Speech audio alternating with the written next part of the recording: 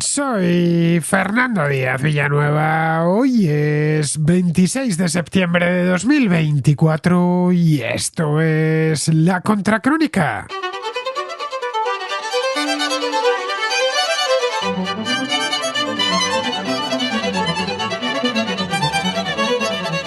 Corren malos tiempos para la economía china. El gobierno publicó una serie de indicadores el pasado sábado que muestran un debilitamiento de la actividad al tiempo que el precio de la vivienda registra su caída anual más pronunciada de los últimos 9 años.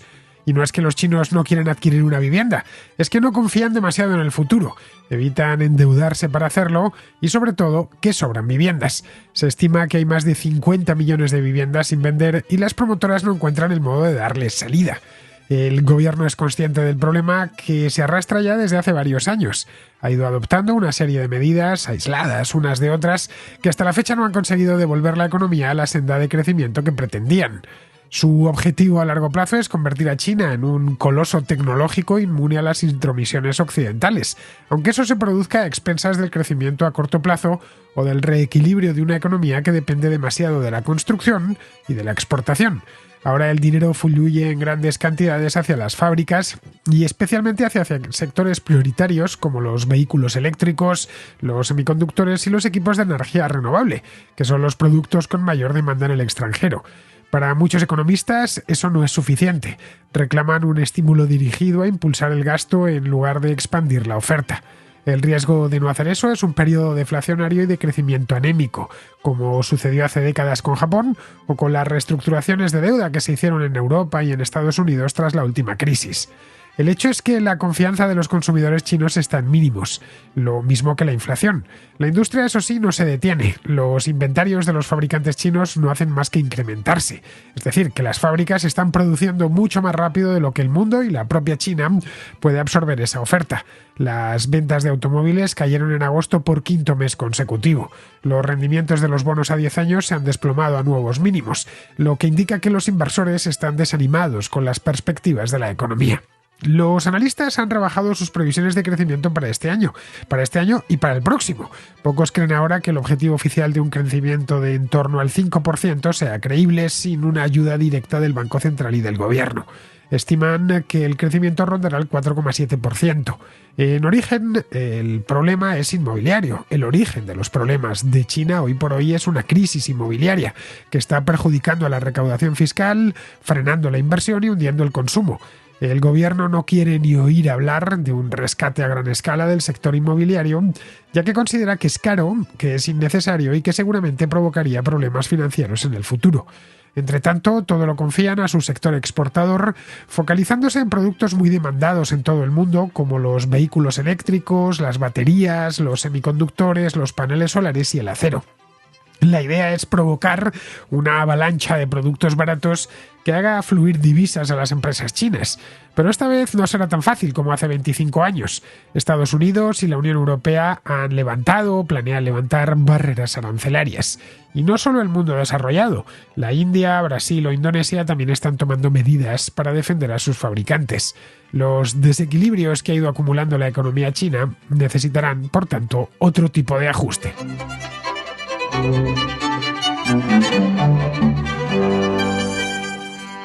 La economía china no marcha bien. No es que decrezca ni mucho menos, pero no crece con el vigor que solía hacerlo, que era mucho, como bien sabemos. Y eso ocasiona muchísimos dolores de cabeza al gobierno, ya que el país es muy dependiente de crecimientos del PIB muy elevados para mantener el empleo y la paz social. Es decir, que esas tasas de crecimiento propias de Europa, de los Estados Unidos, que rondan el 2-3%, un año bueno, para China serían una auténtica tragedia. Cuando el crecimiento desciende del 5%, hay problemas reales. El origen de todo, como os anticipaba en la introducción, está en la crisis inmobiliaria que azota el país desde hace ya unos cuantos años y que, bueno, en la Contracrónica hemos tratado en varias ocasiones. Por lo menos desde el año 2020 venimos hablando de este tema de manera intermitente varias veces al año. De modo que para reactivar la economía y hacerla crecer por encima de ese 5%, incluso más, llevársela al 6 o el 7% anual, evidentemente. Estos ya han olvidado lo de crecer por encima del 10%, que era lo que en un principio, hace unos pocos años, querían recuperar. Pero es imposible, ninguna economía puede crecer de forma indefinida más de un 10%. Bien, pues para retomar esa senda de crecimiento sólido, han decidido inundar el mundo con productos baratos. Una historia, la de los productos baratos chinos, que nos suena familiar y nos retrotrae al famoso shock chino de hace 25 años. Los que sois muy jóvenes no os acordaréis, toda vuestra vida se ha inscrito dentro de este periodo en el que China entró en el mercado mundial, inundándolo, por cierto, de productos. Pero los que no somos tan jóvenes o ya directamente somos casi viejos, pues recordamos perfectamente cuando apenas había productos made in China. Y si venían de China eran de la República de China, es decir, de Taiwán y no de la República Popular de China. Fue a finales de la década de los 90 y principios de este siglo cuando la economía mundial experimentó el que los economistas dieron en llamar como shock chino.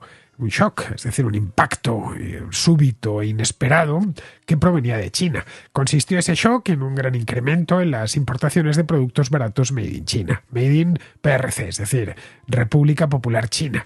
Aquello lo recordamos todos, empezó a mediados, la segunda mitad de la década de los 90, se fue intensificando y a partir del año 2000 ya fue la auténtica locura. Empezamos a ver productos made in China por todas partes.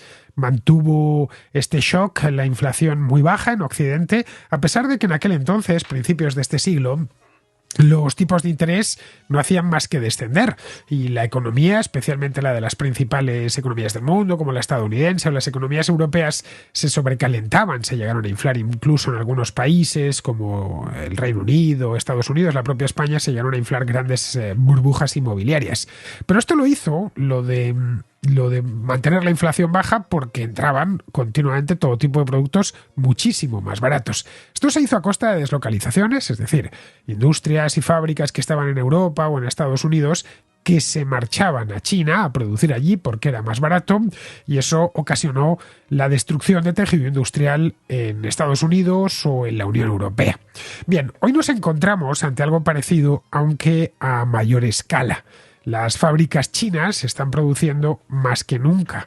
Están produciendo más automóviles, más maquinaria, más productos electrónicos que nunca. De hecho, están produciendo mucho más de lo que su economía interna, que ya es una economía mucho más rica y sofisticada de lo que lo era a mediados de la década de los 90, puede absorber. Son empresas, las chinas, apoyadas muy a menudo por préstamos baratísimos, préstamos promovidos y alentados por el Estado.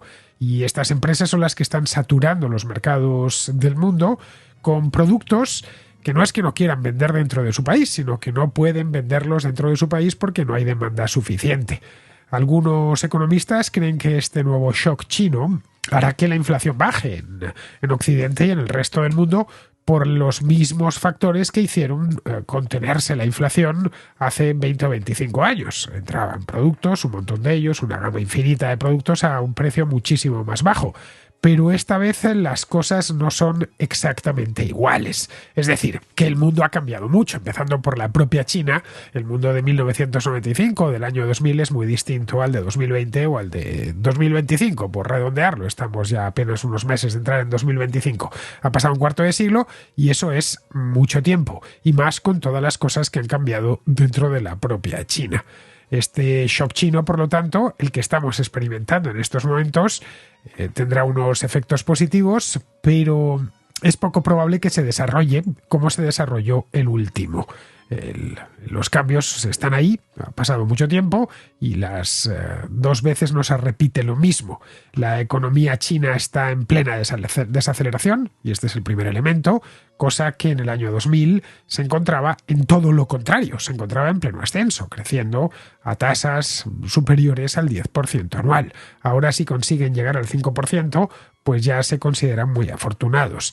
Eso implica que esas exportaciones no se verán compensadas por la demanda china de hierro, de carbón, de petróleo y de otras materias primas básicas que en aquella época necesitaban urgentemente los chinos para levantar fábricas, para levantar rascacielos, viviendas, infraestructuras, etc. La China de 1995 era un país que todavía estaba en plena construcción. Había, de hecho, empezado a construirse la parte moderna del país. Si vemos, por ejemplo, una fotografía de Shanghái, por hablar de la ciudad más grande, de 1995, y vemos una actual, las dos ciudades se parecen muy poco. La cantidad de edificios, autopistas, estaciones de tren, red de metro que han construido, siendo ya Shanghái una ciudad bastante grande. En 1995 han reconfigurado completamente el panorama urbano de prácticamente todas las ciudades. Lo mismo se puede decir de ciudades desconocidas, más pequeñas, que han crecido una barbaridad en los últimos años. Todo eso, todas esas autopistas de 8 carriles por sentido, esos trenes de alta velocidad, esas estaciones faraónicas, esos rascacielos necesitaban acero, necesitaban carbón, necesitaban energía para construirse. Bien, todo eso ya está construido, no se puede construir dos veces, así que esta vez no va a compensar una cosa con la otra.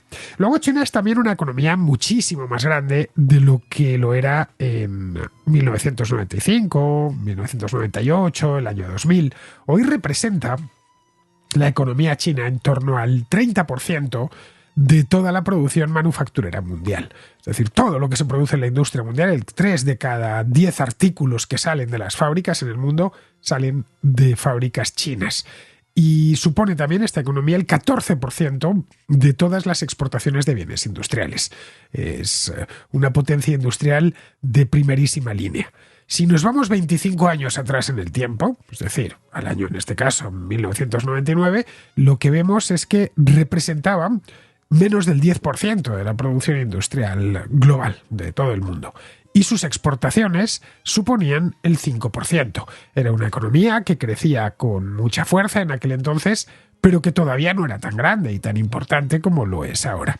Vamos, en una palabra, que en aquel entonces, 1999-2000, había mucho espacio para crecer, para que la propia China creciese y, por supuesto, creció, que es lo que ha hecho a lo largo de los últimos años.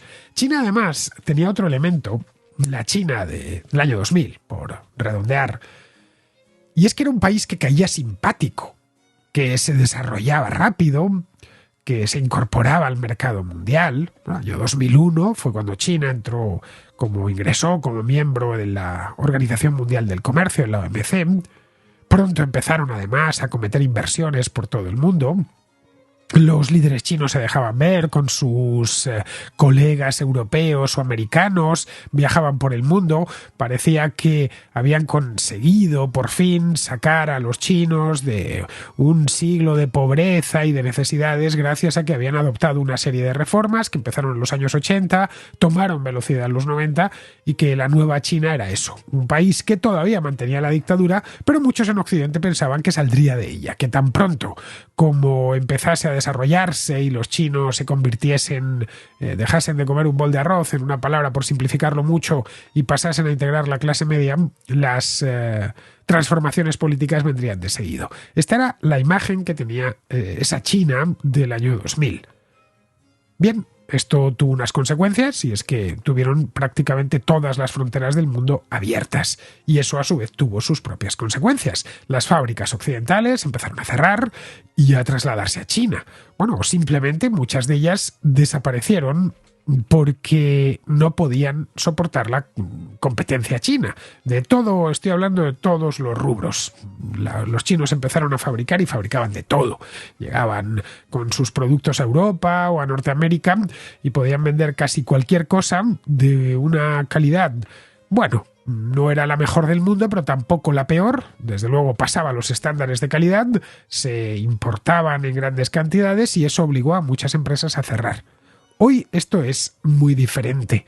Sigue habiendo deslocalizaciones, las empresas occidentales siguen tratando de buscar el lugar donde obtener la mayor ventaja, sobre todo en lo relativo a la mano de obra, pero estas mismas empresas prefieren otros países asiáticos. Aquí lo hemos hablado en muchas ocasiones, como muchas empresas, empezando por algunas muy conocidas, como el caso de Apple, han empezado a fijar sus ojos, Apple fue de las primeras que empezó a producirlo todo en China, a fijar sus ojos y a abrir plantas de fabricación o a trabajar con contratistas allí en lugares como la India o como Vietnam. Esto sucede, Apple todos la conocemos, pero un montón de fábricas y de empresas cuyo nombre no es conocido por el gran público. Esto sucede todos los días.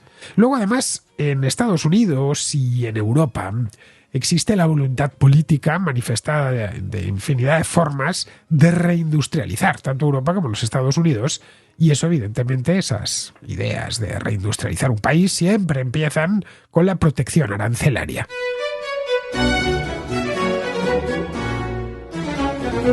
La propia industria china también ha cambiado mucho en los últimos 25 años. La industria china ha escalado hacia arriba en la cadena de valor. Hace 25 años o hace 30 años, cuando veíamos un producto chino, un producto en el que ponía Made in China o Made in PRC, lo primero que pensábamos era que era un producto barato. Usable, sin ningún problema, pero barato. Se identificaba lo chino con lo barato. Para muchas empresas europeas o estadounidenses, que hubiese productos chinos no era un gran problema porque consideraban que no estaban haciéndoles la competencia, ya que habían entrado por la parte de abajo, un poco lo mismo que habían hecho los japoneses o los taiwaneses décadas antes, y que se mantendrían allí, no sé si eternamente, pero muchos se hicieron con esa ilusión. Muchísimas empresas de Occidente pensaron que la competencia china nunca se presentaría, porque se especializarían en la parte baja de la cadena de valor, que es la menos interesante porque es la que menor margen deja. Bien, eso hace tiempo que dejó de ser cierto. Hoy los chinos ya producen productos que están mucho más arriba en la cadena de valor. En los años 90, cuando empezaron, producían productos baratos, básicamente, tipo ropa, juguetes o dispositivos electrónicos muy sencillos. Hoy la economía china ha ganado complejidad, muchísima complejidad, y los productos que salen de sus fábricas también han ganado complejidad. Es decir, no fabrican simples calculadoras, sino computadoras completas, teléfonos móviles, en fin, las empresas chinas han copado el mercado de la telefonía móvil cuando hace 20 o 25 años estaba copado esencialmente por empresas europeas tipo Nokia o tipo Siemens. Hoy de esas empresas apenas nadie se acuerda, o de aquella canadiense, BlackBerry. Hoy, quitando Apple, el resto de las grandes marcas de teléfonos móviles, Apple y Samsung, que es coreana, surcoreana, el resto son marcas chinas. Lo mismo se puede decir en otros muchos ámbitos. De hecho, gran parte de los productos que tenemos, aunque la marca, qué sé yo, Hewlett Packard, ¿no?, suene californiana, realmente está ensamblado en China. Bien, esto hace que los chinos, cuando producen y exportan, ya no están exportando juguetes de plástico, sino cosas muchísimo más sofisticadas. En China, además, se produce ya prácticamente de todo y en todas las gamas de producto. De sus factorías salen automóviles de todo tipo, y no solo automóviles baratos, semiconductores y, bueno, en fin, todo tipo de maquinaria, hasta maquinaria especializada. No cae, además, China, como sucedía hace 25 años, no cae simpático. El gobierno chino y la propia China ya no cae simpática. Desde hace muchos años empezó esto en los movimientos sindicales, que veían como las fábricas europeas o estadounidenses se marchaban, la competencia desleal, decían, de los chinos, que ganaban muy poco y que por lo tanto arrebataban el trabajo a los trabajadores europeos o de los Estados Unidos. Empezó la cosa ahí y luego continuó por otras partes de la opinión pública. Ya no es un país que caiga tan simpático como caía en el año 2000. Ya muchos desconfían, empezando por los propios gobiernos. A diferencia de lo que ocurría en aquel entonces, hoy las potencias occidentales ven en China un competidor peligroso. No tanto un socio, sino un competidor peligroso, y la política se ha metido por medio. Le ven también como un adversario geopolítico, que ha terminado alineando sus intereses con los de gobiernos como el de Rusia. Es por ello que eso de generar un shock, como el que generaron hace 25 años, les costará algo más. Por más que hayan puesto de nuevo en marcha su máquina exportadora, cosa que a la vista de los datos lo han hecho. Pero no les queda otra opción si no quieren acometer reformas internas de calado. La economía china, lo hemos hablado aquí muchas veces, ha ido empalmando una serie de desequilibrios, y no parece que no quieren afrontar esos desequilibrios por el coste que puede tener. Recordemos que, aunque no es una democracia y está lejísimos de ser una democracia, el gobierno chino sí que teme en cierta medida la opinión pública. Han propuesto, hace ya años, propusieron a los chinos que iban a mantener el régimen comunista, aunque ya solo fuese por el nombre, un régimen de partido único, el poder está en manos del Partido Comunista, aunque lo de la política económica china dista mucho del comunismo marxista, que se estilaba en tiempos de Mao Zedong, por ejemplo. El pacto, el acuerdo era bienestar económico a cambio de la estabilidad que solo podía traer el Partido Comunista Chino. En el momento en el que ese bienestar económico se resienta, se pone en duda la segunda derivada de la cuestión, es decir, el monopolio del poder por parte del Partido Comunista Chino. Ese monopolio del poder tiene unas implicaciones serias en la vida corriente, y es que uno no se puede expresar de forma libre, no puede leer los periódicos que le venga en gana o visitar los sitios de Internet que le apetezcan, tiene que exponerse a que el Estado le vigile y regule su vida hasta en los detalles más mínimos. Es mucho lo que está en juego con el tema económico. Por esa razón, no quieren hacer ningún tipo de experimento, que les podría salir mucho más caro en términos de prestigio e incluso de estabilidad social. La solución que el gobierno chino ha encontrado a la debilidad de su economía, provocada, entre otras cosas, por esta burbuja inmobiliaria de dimensiones ciclópeas que padecen, porque en el fondo detrás de todos los problemas o de buena parte de los problemas está eso, es inundar de nuevo el mercado mundial con productos de bajo precio, especialmente automóviles, baterías, paneles solares y todo tipo de aparatos electrónicos para los que ya tienen una base industrial construida y muy bien consolidada. De hecho, la semana pasada, hace justo una semana, estábamos Alberto Garín y yo en Bilbao, y junto al casco viejo íbamos paseando al lado de la ría y nos encontramos una especie de feria de vehículos eléctricos que los habían colocado. No era propiamente una feria, era como una exposición temporal y tenían unos cuantos modelos allí. Eran prácticamente todos modelos chinos, algunos de marcas que ni Alberto ni yo conocíamos. Esto nos sirva de símbolo pequeñín, insignificante de cómo en una ciudad europea de tamaño medio empezamos a ver vehículos que no se habían visto nunca de marcas realmente extrañas. Esto es que hay una sobrecapacidad en China que no saben qué hacer con estos vehículos y están llevándolos por todas partes para venderse a un precio que está muy por debajo de lo que venden los fabricantes locales. Claro, ahora les costará algo más, porque ya después del shock del año 2000, pues los gobiernos europeos o los Estados Unidos vienen avisados. La Unión Europea, de hecho, ha decidido imponer aranceles o subirlos a los vehículos eléctricos importados de China. A principios de este año, Estados Unidos subió de nuevo los aranceles sobre el acero, el aluminio, los vehículos eléctricos también, que ya eran muy altos, los paneles solares chinos. Pero no solo Estados Unidos y la Unión Europea. Otros países, mercados importantes, Turquía, por ejemplo, ha aumentado los aranceles sobre los vehículos eléctricos chinos. Pakistán ha aumentado los aranceles sobre una serie de productos. Otros países han abierto investigaciones antidumping. La India, por ejemplo, pues está examinando los productos químicos chinos que le hacen mucho daño a su empresa, a su industria química. Japón está haciendo lo propio con los productos electrónicos. El Reino Unido está examinando las importaciones de todo tipo de maquinaria y también del biodiesel. En países como Vietnam o como Argentina están investigando pues desde los hornos microondas hasta las turbinas eólicas de origen chino. Vamos, que van a necesitar rebajar mucho el precio y en ocasiones ni con esas, porque pueden encontrarse con las fronteras cerradas para muchísimos de sus productos. El hecho es que lo que la economía china necesitaba a estas alturas no era volver por donde solía hace 20 años, sino replantearse sus cimientos, como país ya casi desarrollado. No puede seguir dependiendo de la manufactura para la exportación a precios bajos y a la construcción, que es de lo que depende desde que se abrió al mercado mundial. Eso su gobierno lo sabía, y han pasado años insistiendo en que el nuevo modelo económico priorizaría un mayor consumo interno.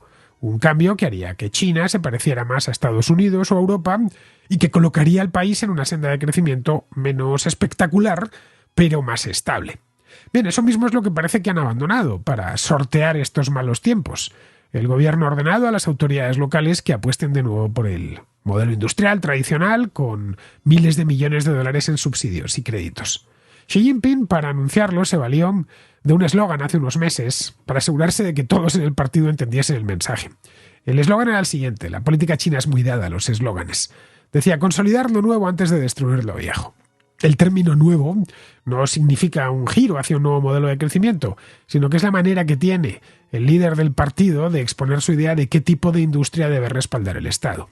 En esencia, la frase lo que viene a decir es tenemos que construir y potenciar industrias con proyección de futuro, como los vehículos eléctricos, los semiconductores o los paneles solares. Todo sin descuidar sectores, lo viejo, como el del acero. Si se presentan problemas de exceso de capacidad, que es lo que está sucediendo, pues ya los atenderán. La nueva política económica parte de dos principios. El primero es que China debe construir una cadena de suministro industrial integral que pueda mantener en marcha la economía nacional en caso de que aparezcan sanciones por parte de Estados Unidos y otros países occidentales. La segunda es podríamos llamarla una objeción casi filosófica, muy profundamente arraigada dentro del Partido Comunista Chino, al consumo disparado al estilo estadounidense. Eso Xi Jinping considera que es un despilfarro. Esto deja a China pocas opciones, más allá de invertir en exportaciones para estabilizar su economía y crear empleos para compensar las pérdidas que ha ocasionado el parón en la construcción. En un país como China, los eslóganes que pronuncia el presidente no tardan en aterrizar sobre el mundo real. Los préstamos a la industria han aumentado un 60% desde finales de 2021, un 63% exactamente. Mientras que los bancos chinos han reducido drásticamente los préstamos a los promotores inmobiliarios. Los subsidios estatales, que desde siempre han sido fundamentales para toda la política económica china, también han crecido. Las empresas que cotizan en las bolsas de Shenzhen y de Shanghái declararon 33.000 millones de dólares en subsidios en 2023. El fabricante de baterías chino CATL recibió el equivalente a unos 800 millones de dólares, el doble que el año anterior, que en 2022. Otros grandes beneficiarios de subsidios gigantescos fueron PetroChina, China Mobile o el fabricante de automóviles BYD, del que hemos hablado aquí en muchas ocasiones. El 99% de las empresas chinas que cotizan en bolsa recibe algún tipo de subsidio. China gasta alrededor del 5% de su PIB en subsidiar industrias. Esto es una cifra muy superior a la de Estados Unidos, a la de Alemania o a la de Japón. Y no parece que vaya esto a disminuir. Todo lo contrario. La manguera de dinero público seguirá escupiendo fondos a borbotones. En abril, el Banco Popular de China dijo que había creado un nuevo mecanismo con unos 70.000 millones de dólares, para ayudar a los bancos a conceder préstamos a las empresas tecnológicas. En el mes de mayo, se anunció un fondo nacional destinado a financiar la producción de semiconductores. El fondo consiguió recaudar 50.000 millones de dólares de bancos estatales y de otros vehículos de inversión vinculados al Estado. Esto, por muchas barreras que le pongan en el resto del mundo, generará un impacto, eso es indudable. La producción industrial en el primer trimestre de este año fue un 8% mayor que en el último de 2021. China tiene capacidad para producir unos 40 millones de vehículos al año, pero solo se venden dentro del país unos 22 millones. Luego, hay 18 millones que tiene que exportar a la fuerza. Está en camino de producir en torno a 750 gigavatios de paneles solares este año, a pesar de que solo demanda su mercado 220 gigavatios. Es lo que demandó en 2023. Y se espera que China represente el 80% del nuevo suministro mundial este año en productos químicos básicos como el etileno o el propileno, que son fundamentales para fabricar bolsas de plástico, juguetes, cosméticos, etc. Ojo, a pesar de que los precios de estos productos llevan en China casi 2 años cayendo, una señal inequívoca del exceso de oferta. Al mismo tiempo, la producción de acero, una de las industrias viejas, lo viejo que decía Xi Jinping, aumentó el año pasado a pesar de la disminución de la demanda interna, debido obviamente, es acero, a la crisis inmobiliaria. Los ejecutivos de esta industria aseguran que el gobierno les lleva presionando un tiempo para que inviertan más en la modernización de la producción de acero. Las exportaciones chinas, entre tanto, se han incrementado un 10% desde finales de 2021. Pero las exportaciones a escala global de todos los países solo han crecido un 1,5%. Solo el año pasado, sus exportaciones de acero crecieron un 36% respecto al año anterior. Al duplicar su producción manufacturera, cuando ya produce 1/3 de la producción industrial mundial, China en realidad lo que está pidiendo al resto del mundo es que dejen de fabricar cosas, que les dejen a ellos, Pero el resto del mundo quiere lo contrario, y no es factible que se pliegue a los deseos del Partido Comunista Chino. Es posible que, conforme aumente la oferta, se desencadenen tantas medidas proteccionistas que China termine con pocos mercados importantes en los que vender su producción. La estrategia de Xi Jinping de esto de consolidar lo nuevo antes de destruir lo viejo marca eso sí un cambio respecto a años anteriores, cuando su gobierno se esforzaba por reducir el exceso de capacidad, no por aumentarla. China ha padecido en el pasado un exceso de capacidad persistente, lo que en ocasiones ha provocado la ira y el enfado de sus socios comerciales por hacer bajar los precios mundiales del acero y de otros productos. De hecho, allá por 2015, hace casi 10 años, le encomendó a Liu He, que en aquel entonces era viceprimer ministro plenipotenciario en temas económicos, que se hiciesen algunas reformas que llevaron al cierre de algunas acerías pequeñas. Durante un tiempo pareció que Xi Jinping parecía decidido a abandonar finalmente la sobreproducción. Pero conforme las tensiones con Estados Unidos han ido a más, la opinión de Xi Jinping ha cambiado. Empezó a preocuparse por garantizar que China pudiera producir todo lo que necesitase en caso de conflicto con Estados Unidos, y se volvió menos comprensivo con las quejas occidentales. El gobierno chino, naturalmente, niega en redondo que el país tenga exceso de capacidad, pues porque no quiere dar a Washington y a Bruselas justificaciones para imponerle nuevos aranceles. El daño, de cualquier modo, se lo están haciendo a sí mismos, ya que para dar salida a los inventarios y contrarrestar las barreras arancelarias solo pueden hacerlo bajando más y más los precios. Eso se come los márgenes, por lo que no hay negocio ninguno. Puede ser que fabriquen mucho de casi todo, pero eso se hace para ganar dinero, no para quedar en punto muerto, o peor aún, para perderlo.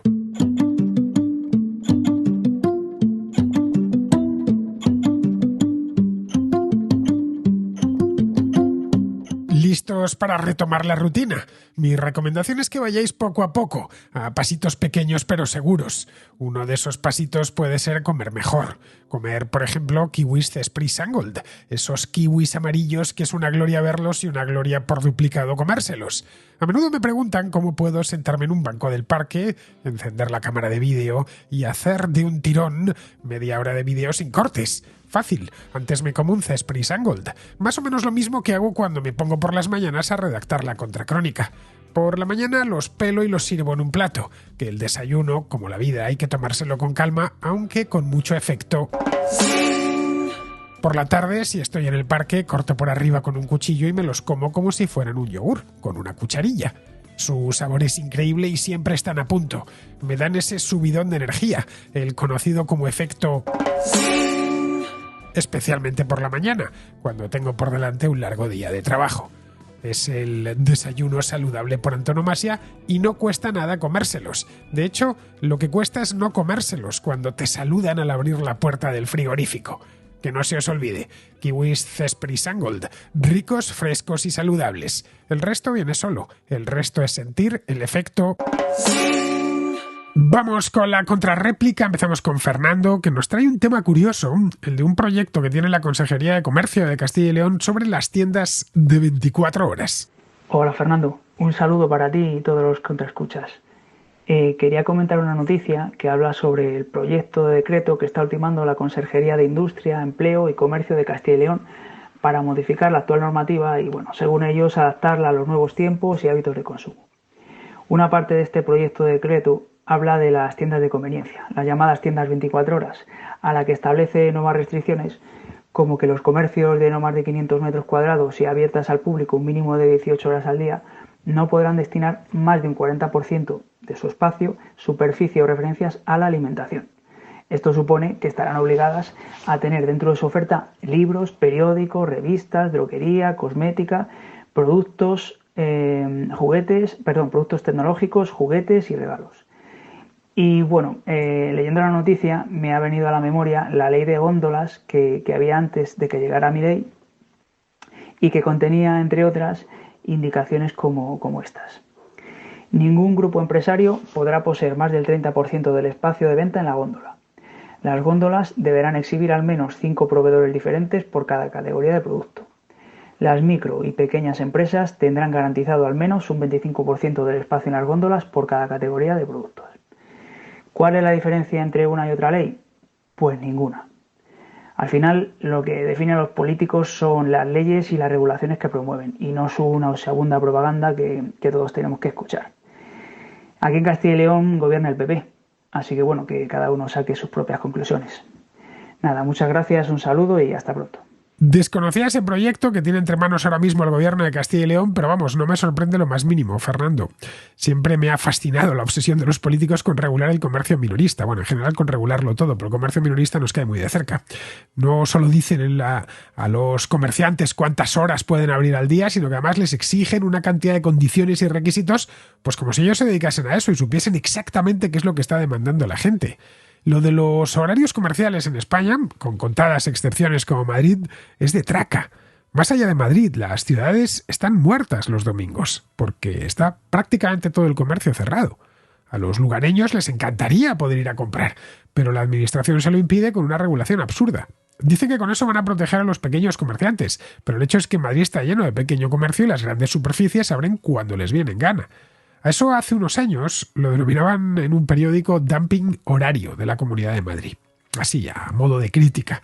Recuerdo que aquel artículo decían que los empleados de las tiendas de Madrid cobraban muy poco y que trabajaban de forma precaria. Un argumento maravilloso, porque si así fuese nadie querría trabajar en Madrid, preferiría hacerlo en Segovia o en Guadalajara. Pero nada, la ciudad recibe miles de personas todos los años provenientes de otras partes de España que van precisamente a trabajar al comercio. Puedo entender que exista cierta regulación relativa a la seguridad, a la higiene o a los niveles de ruido. Es decir, me parece bien que las discotecas tengan que estar insonorizadas cuando están dentro de una ciudad, en una zona urbana, o que los bares de copas tienen que cerrar a partir de cierta hora para que los vecinos puedan dormir. Es decir, cuando hay externalidades claras. Pero de ahí a decir cuánto espacio de tu tienda tienes que dedicar a cada tipo de producto, pues me parece un exceso propio de ingenieros sociales, de lo que son. Has hecho bien, además, en sacar a colación lo de la ley de góndolas que imperaba en Argentina hasta la llegada de Javier Milei. Aquello era un disparate completo, que no consiguió, por cierto, ninguno de los objetivos que se había propuesto. Bueno, más allá de hacer la vida imposible a los comerciantes. Pero a muchos políticos esto de regular sin medida es algo que les subyuga.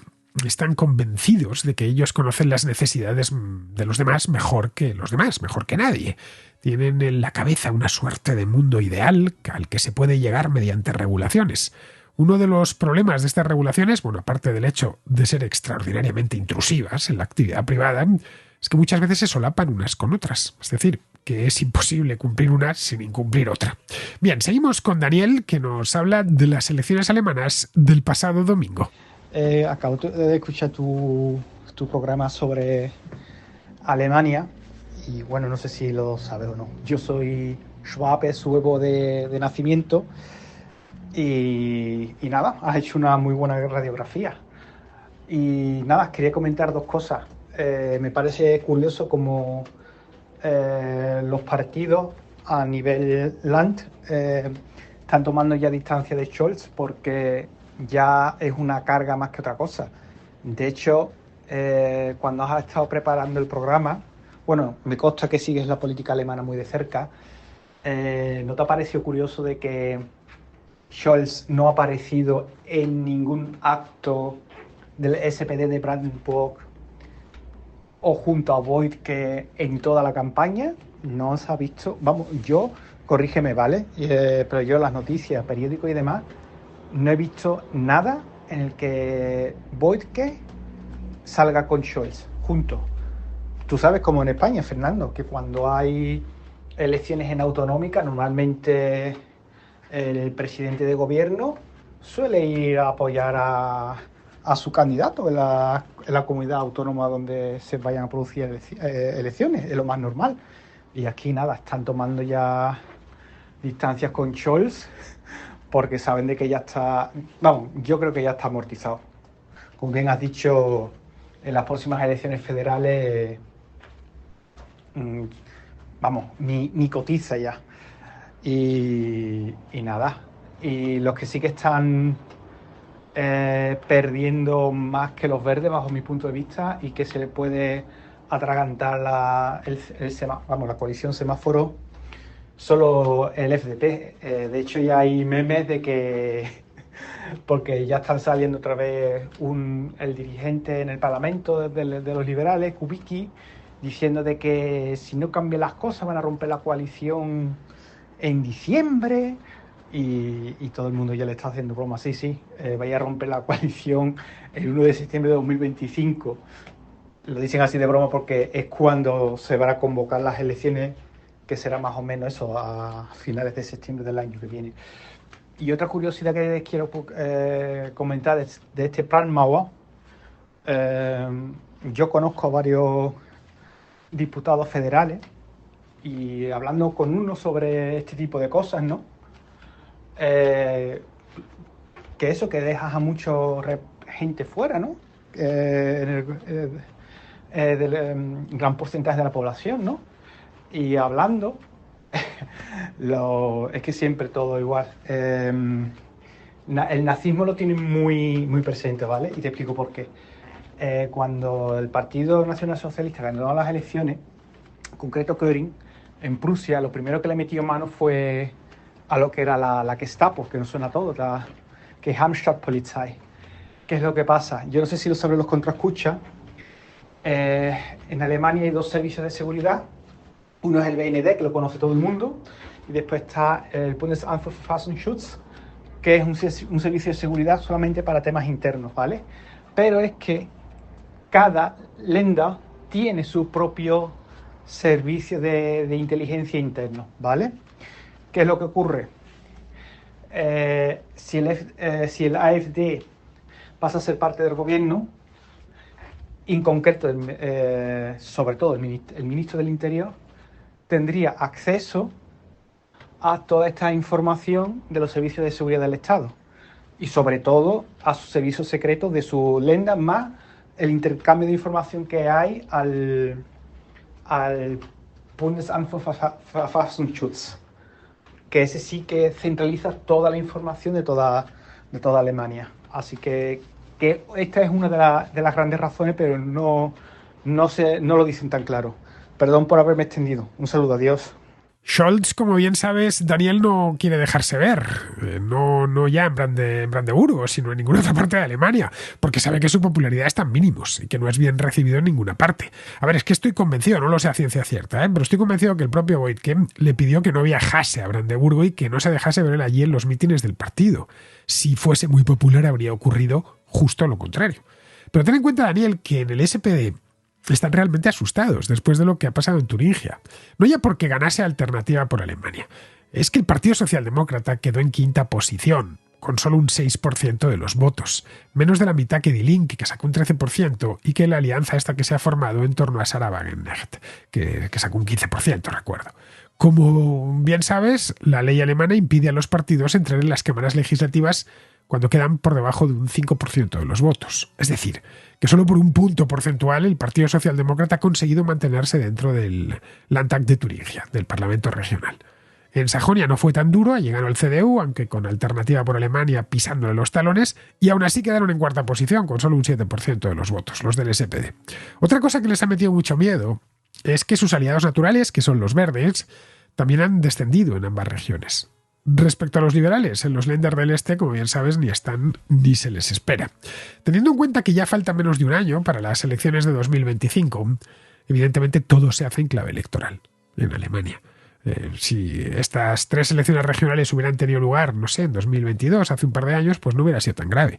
Pero solo unos meses antes de que dé comienzo la campaña electoral, pues ha hecho que todos dentro del Partido Socialdemócrata, y no solo, también del Partido Liberal y por supuesto de los Verdes, estén muertos de los nervios. De modo que no elimines que terminen viendo que lo mejor, lo que más les interesa es sustituir a Scholz por otro, por Pistorius o por cualquier otro que les pueda garantizar unos resultados decentes en las elecciones del año próximo. Lo que yo veo complicado es que Scholz remonta desde tan abajo. Tiene que haber algo parecido un milagro económico, quizá, que quita a los alemanes el mal sabor de boca de todos estos años. Bien, vamos ahora con Elio, que es de Costa Rica y que nos habla de la suspensión de X en Brasil y de cómo ha sido posible que algunos usuarios la sorteasen durante unos días. Bueno, uno de ellos fue un contraescucha. Esta misma semana nos lo contaba el lunes, creo, Asdrúbal, un contraescucha chileno que estaba en Brasil y que nos contaba que podía conectarse a X sin problemas y sin necesidad de VPN. Decía que no tenía ni idea de cómo pudo hacerlo. Eso lo decía yo. Creo que él tampoco sabía los detalles técnicos. Bien, Elio nos da la respuesta. Quería dejar una nota en relación a un comentario que hizo un contraescucha chileno que se encontraba de paso en Brasil y notó que en los últimos días ha podido acceder a la plataforma de X sin necesidad de usar ninguna VPN. Esto se debe a que X movió el hosting de su servicio a un nuevo proveedor de red de distribución de contenido llamado Cloudflare, que no había aplicado los bloqueos exigidos por la sentencia de la Corte Suprema. Y ellos alegan que esto fue no intencionado, el efecto de que se pudiera acceder para varios usuarios en Brasil a la plataforma, pero igualmente va a ser algo temporal, ya que este proveedor de red de distribución de contenido va a tener que aplicar los bloqueos respectivos. Yo quería extender un poco más este punto hacia una reflexión, y es que también he leído que X designó a su abogada en Brasil para negociar con la Corte Suprema y va a terminar acatando tanto los puntos o estatutos de la sentencia como el pago de las multas que se habían generado. Y creo que la reflexión aquí es que Elon Musk, que terminó haciendo de esto un circo mediático, algo que se pudo haber resuelto quizás un poco más de una forma más silenciosa. Bueno, termina cediendo. Y aunque uno pueda estar o no de acuerdo con las exigencias de la Corte Suprema de Brasil, que en mi caso, bueno, particularmente, pues sí me parece que es preocupante que un gobierno exija estos bloqueos que de cierta manera sí atentan en algo contra la libertad de expresión, pero sí también pienso que el manejo del lado directamente de Elon Musk, porque es él el que se puso como abanderado de esto, no fue el mejor. Y, y, la, y este juez de la Corte Suprema pues sabía que tenía un punto de negociación muy importante, y es que Brasil creo que es el sexto país en usuarios para X, tiene como una base como 24 millones de suscriptores que le reportan más de 100 millones de dólares anuales en ingresos. De allí que quizás lo que tuvo que hacer fue mantenerse firme y va a terminar ganando, ¿no? Entonces, no sé qué piensas tú de este tema, cómo lo ves, y así como los otros contraescuchas, el resto de los contraescuchas. Bueno, me despido por lo pronto y espero que te encuentres muy bien. Hasta luego. Pues nada, muchas gracias, Elio. Ya queda el misterio resuelto. Respecto a Elon Musk, yo dije en su momento que se había tirado en plancha con este tema de la suspensión de X. Tanto en el caso de Musk como en el del juez de Moraes. Es lo que ya dije en su momento, que nos encontramos ante dos tipos a quienes les gusta mucho la notoriedad. Así que vieron que había un enfrentamiento, que podían llevarlo a través de las redes sociales y que podían ellos ser las protagonistas de aquella película. También comenté en el programa que hice sobre la suspensión de X en Brasil que aquel es un mercado importante para X. Ya lo has dicho tú y lo comenté yo ese mismo día, él es el sexto por número de usuarios. Claro, eso implica que una empresa que está teniendo problemas para conseguir anunciantes, pues no puede permitirse el lujo de perder un mercado tan interesante. En el caso de que fuese un juez del Tribunal Supremo, no sé, de tu país mismo, Elio, de Costa Rica, el que prohibiese el acceso, pues seguramente Elon Musk lo hubiese dejado pasar. A ver, no sé cuántos usuarios de X habrá en Costa Rica, pero el país solo tiene 5 millones de habitantes, no deben de ser muchos. Y luego X además no es una red social que tenga una penetración muy grande en ningún sitio. Claro, esto le hace muy dependiente de unos cuantos mercados, muy poblados todos, pues como Estados Unidos, el Reino Unido, la India o el propio Brasil. Ten en cuenta que X no puede operar en China. Así que lo más probable es que lleguen a algún tipo de acuerdo tras su negociación, que es lo que deben estar haciendo ahora. X cederán algunas cosas y eso dejará satisfecho al Tribunal Supremo brasileño. Vamos, que de esto nos habremos olvidado en apenas unos meses. Entre tanto, pues ha servido como combustible político para la oposición brasileña y en un escándalo más del que se han beneficiado tanto de Moraes como el propio Elon Musk. Bien, pues vamos a terminar. Vamos con Pizarro, que nos habla del tema este, que bueno, que está calentito hoy, más caliente imposible, del tema este de Hezbollah. El Partido de Dios, que odia, aterroriza y asesina a sus no partidarios, está en guerra con Israel, que gestiona esa aversión, intimidación y muerte con todos los medios a su alcance, priorizando sobrevivir a cualquier otra consideración moral. décadas de guerra dan para crímenes de todos los colores y en todas direcciones, que alimentan la imposibilidad de la convivencia y la paz, quizás no de un odio atenazado, y que desde fuera parecen exigir que alguien pare esta locura, exigencia que no se atenderá. Un cordial saludo de Pizarro. Y con esto, queridos amigos, terminamos ya la contracrónica de hoy y de esta semana, porque mañana es viernes y por lo tanto tenemos contrahistoria. Pero este viernes, aparte de contrahistoria, que la haré, por supuesto, y con un invitado de excepción, por cierto, aparte de eso, estamos, Alberto y yo, seguimos de gira, de presentación por España. Nuestro libro contra la Revolución Francesa estaremos en Astorga, en la Biblioteca Municipal de Astorga. Estaremos a las 7 de la tarde. Astorga es pequeño, así que creo que cualquiera que sea de la ciudad conoce dónde está la biblioteca municipal. Yo he ido a mirarlo al mapa y está cerquita de la Plaza de España. Vamos, en Astorga se pueden hacer todos los trayectos andando. Hay los que también, por supuesto, todos los que queráis venir de esa zona. Astorga está en la provincia de León, muy cerca, por cierto, de León, tampoco muy lejos del Bierzo. Vamos, que os esperamos allí. Bien, pues dicho esto, me despido, no aquí en la contracrónica, pero sí en la contrahistoria de todos vosotros. Hasta mañana.